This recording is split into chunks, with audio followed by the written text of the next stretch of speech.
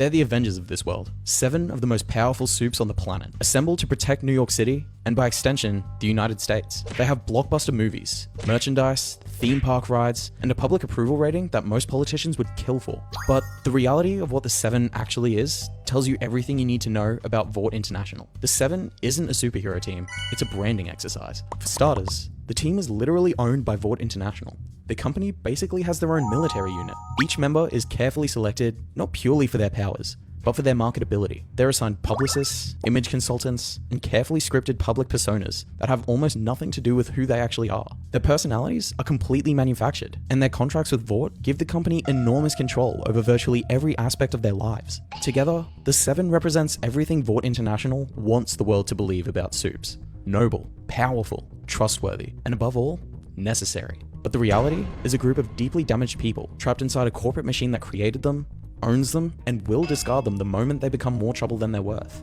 When Homelander hit the scene, Vought Studios kicked it into overdrive to sell him and the 7 to the public, to massive success. I mean, it's not like Homelander was a tough sell to the public. American citizens already idolized superheroes, and Homelander was practically forged in a red, white, and blue lab in order to convince the populace that he was a trustworthy, God-fearing, all-American hero worth worshipping.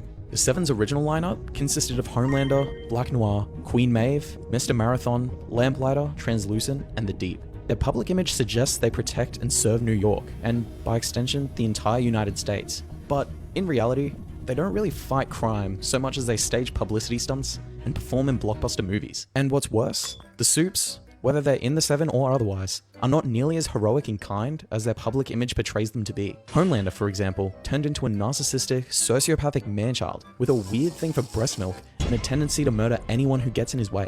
The success of the 7 even went global. Each member of the team was carefully chosen, trained, and had their image crafted to represent a different demographic or social group and appeal to a broader audience. While Homelander had the most popular and most patriotic blockbusters, Queen Maeve's stories were intended to appeal to feminists, and A-Trains were designed to push racial narratives. In essence, the 7 was just a branding tool for Vought. The stories were largely made up. They were simply just a tool, used to sell Vought as an upstanding international corporation and raise stock prices. As CEO, Stan Edgar wanted Vought to be bigger than just a Hollywood studio.